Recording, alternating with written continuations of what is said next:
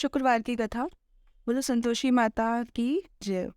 एक बुढ़िया थी, उसके 7 पुत्र थे। 6 कमाने वाले थे, एक निकम्मा था। बुढ़िया माँ 6 के लिए रसोई बनाती, भोजन कराती और पीछे से जो बचता था वो साथियों को दे देती।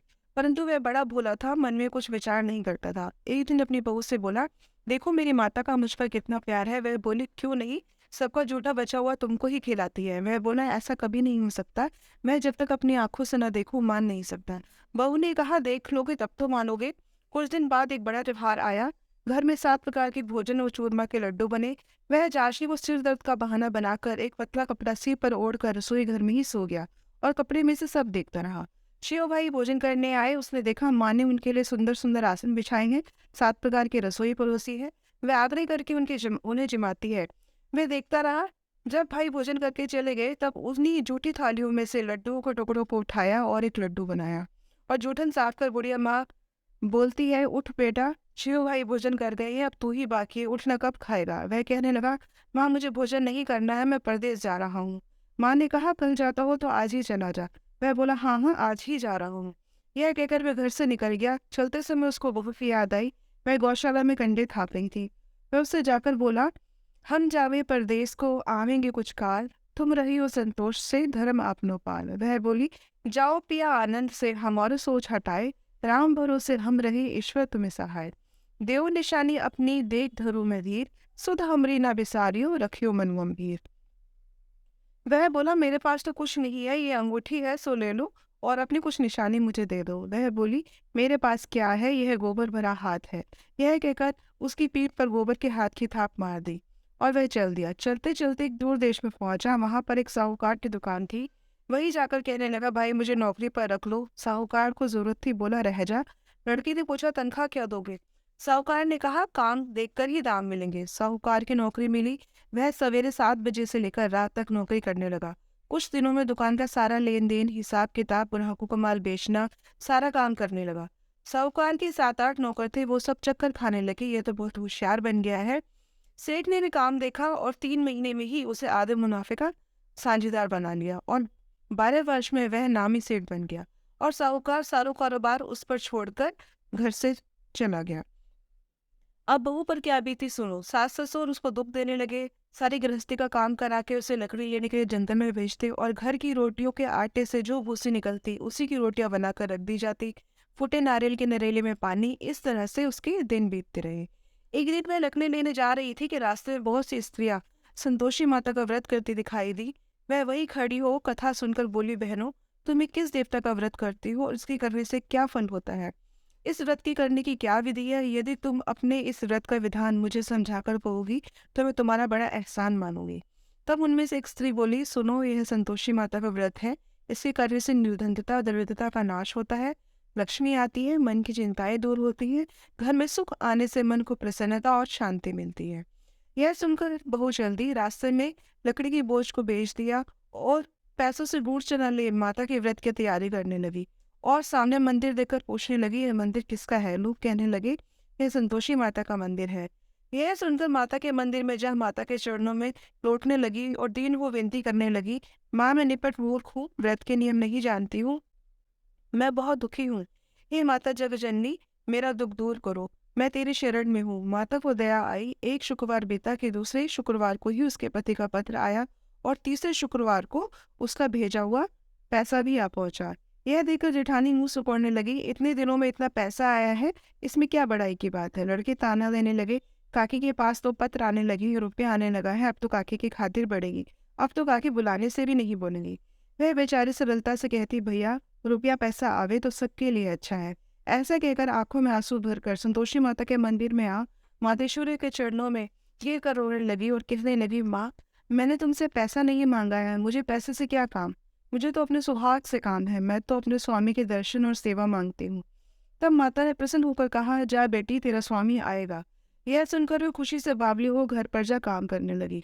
अब संतोषी माँ विचार करने लगी कि इस भोले पुत्री से मैंने कह तो दिया कि तेरा पति आएगा, पर वह आएगा कहाँ से, वह तो स्वप्न में भी इसे याद नहीं करता है, उसे याद दिलाने के लिए तो मुझे ही जाना पड़ेगा। इस तरह माता बुढ़िया के बेटे के पास जा स्वप्न में प्रकट होकर कहने लगी, साहूकार के बेटे तो सोता है या जागता है। वह बोला, माता सोता भी नहीं और जागता भी नहीं हूँ, बीच में ही हूँ, कहो क्या आज्ञा है। माँ कहने लगी, तेरा घर बार कुछ है या नहीं? वह बोला, मेरा सब कुछ है माँ। माँ बाप, भाई बहन और बहू, क्या कमी है मुझे? माँ बोली, बोले पुत्र, तेरी स्त्री घोर कष्ट उठा रही है, तेरे माँ बाप उसे दुख दे रहे हैं, वह तेरे लिए तरस रही है, तू उसकी तत्काल सुध ले। वह बोला, माता यह तो मुझको मालूम है, परंतु जाऊं कैसे? परदेश की बात है, लेन देन का कोई हिसाब नहीं, जाने का कोई रास्ता नजर नहीं आता, कैसे चला जाऊं? माँ कहने लगी, मेरी बात मान, सवेरे नहा धोकर संतोषी माता का नाम ले, घी का दीपक जला, दंडवत कर दुकान पर जा बैठना। तब देखते ही देखते तेरा सारा लेन देन चूक जाएगा और माल बिक जाएगा। सांझ होते होते धन का ढेर लग जाएगा। तब सवेरे बहुत जल्दी उठकर नहा धोकर उसने संतोषी माता को दंडवत प्रणाम किया, घी का दीपक जलाया और दुकान पर जा बैठा। थोड़ी देर में ही क्या देखता है कि देने वाले रुपया लाए हैं और लेने वाले हिसाब लेने लगे। कोठे में भरे सामानों के खरीदार नगद दाम में सौदा करने लगे। शाम तक धन का ढेर लग गया और माता का यह चमत्कार देखकर खुश हो मन में माता का नाम ले घर ले जाने के वास्ते गहना कपड़ा खरीदने लगा और वहां के काम से निपट तुरंत घर को रवाना हुआ। वह बहू बेचारी जंगल में जाती, लकड़ियां लेकर आती और लौटते वक्त माता जी के मंदिर में विश्राम करती। वह तो उसका रोज का रुकने का स्थान ही ठहरा। दूर से धूल उड़ती देखकर वह माता जी से पूछती है, हे माता, ये धूल कैसे उड़ रही है? माँ कहती है, पुत्री, तेरा पति आ रहा है, अब तू ऐसा कर, लकड़ियों के 3 बोझ बना ले, एक नदी के किनारे पर रख, दूसरा मेरे मंदिर पर और तीसरा अपने सिर पर। तेरे पति को लकड़ी का गट्ठा देकर मुंह पैदा होगा, वह यहाँ रुकेगा, खाना पीना खाकर माँ से मिलने जाएगा। तब तू लकड़ियों का बोझ उठाकर जाना और बीच चौक में गट्ठा डालकर 3 आवाज जोर से लगाना, नो सासू जी, लकड़ियों का गट्ठा लो, भूसे की रोटी दो तथा नारियल के खोपड़े में पानी दो। आज कौन मेहमान आया है? माँ की बात सुनकर बहुत अच्छा माता कहकर प्रसन्न वो लकड़ियों के 3 गट्ठे लेकर आई, एक को नदी के तट पर रखा, एक माता जी के मंदिर पर रखा। इतने में ही एक मुसाफिर आ पहुंचा।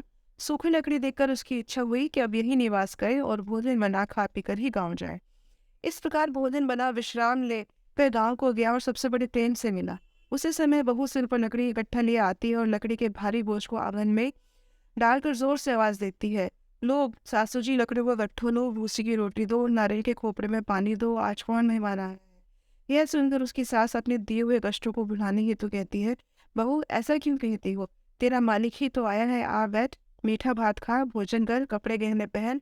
इतने में आवाज सुनकर उसका स्वामी बाहर आता है और अंगूठी देखकर व्याकुल होकर माँ से पूछता है, माँ, यह कौन है? माँ कहती है, ये बेटा तेरी बहू ही है, आज 12 वर्ष हो गए जब से तू घर से गया है, तब से सारे गांव में जानवरों की तरह भटकती फिरती है, घर का काम काज कुछ करती नहीं, 4 समय आकर खा जाती है, अब तुझे देखकर भूसे की रोटी और नारियल के खोपड़े में पानी मांगती है। वह लज्जित होकर बोला, ठीक है माँ, मैंने इसे भी देखा है और तुम्हें भी देखा है, अब मुझे दूसरे घर की ताली दो तो मैं उसमें रहूं। तब माँ बोली, ठीक है बेटा, जैसे तेरी मर्जी, कहकर उसने ताली का गुच्छा पटक दिया। उसने ताली ने जो दूसरे कमरे में जो तीसरी मंजिल के ऊपर था खोलकर सारा सामान जमाया। एक ही दिन में वहां राजा के महल जैसा ठाट बाट बन गया। अब क्या था, वे दोनों सुखपूर्वक रहने लगे। इतने में अगला शुक्रवार आया। बहू ने अपने पति से कहा, मुझको उद्यापन करना है। पति बोला, बहुत अच्छा, खुशी से करो। वह तुरंत ही उद्यापन की तैयारी करने लगी।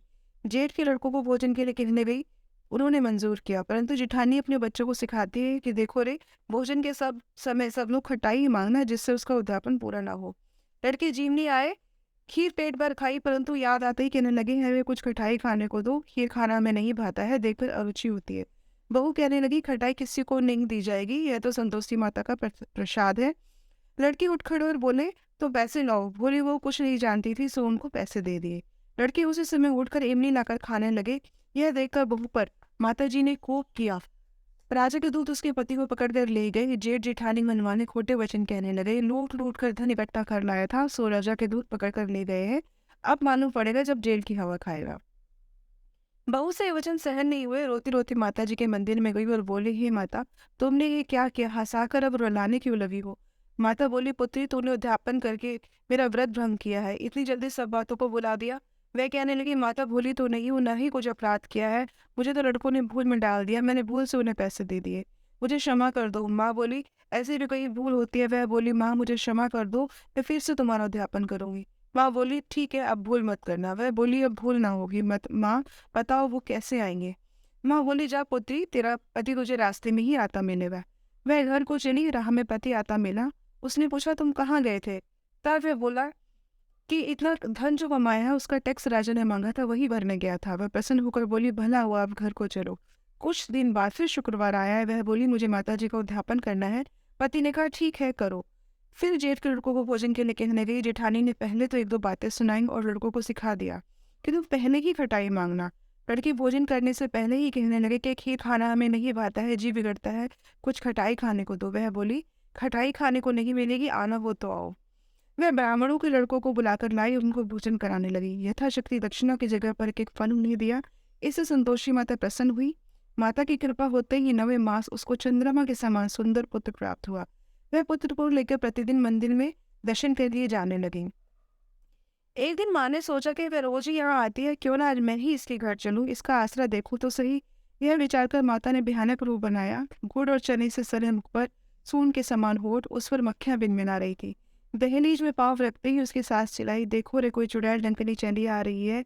अरे लड़को, इसको भगाओ, नहीं तो किसी को खा जाएगी। लड़के डरने लगे और घबरा कर चिल्लाकर खिड़की और दरवाजे बंद करने लगे। बहू रोशनदान से देख रही थी। प्रसन्नता से पागल होकर चिल्लाने लगी, आज मेरी माता मेरे घर आई है। यह कहकर बच्चे को दूध पीने से हटा दिया और इतने में सास का क्रोध फूटा और वो बोली, अरे दुष्ट, इसे देखकर कैसे उतावली हुई जो तूने बच्चे को भी पटक दिया। इतने में माँ के प्रताप से जहाँ देखो वहाँ लड़के ही लड़के नजर आने लगे। वह बोली, माँ जी, मैं जिनका व्रत करती हूँ ये वही संतोषी माता है। इतना कहकर झट से सारे घर के किवाड़ खोल दिए। सबने माता के चरण पकड़ लिए और विनती करते हुए कहने लगे, ये माता, हम मूर्ख हैं, हम अज्ञानी हैं, हम पापी हैं। तुम्हारे व्रत की विधि को हम नहीं जानते हैं। तुम्हारा व्रत भंगकर हमने बहुत बड़ा अपराध किया है। ये माता, आप हमारा अपराध क्षमा करो। इस प्रकार माता प्रसन्न हुई। माता ने बहू को जैसा फल दिया वैसा ही माता को दे। जो पढ़े उसका मनोरथ पूर्ण हो। बोलो संतोषी माता की जय।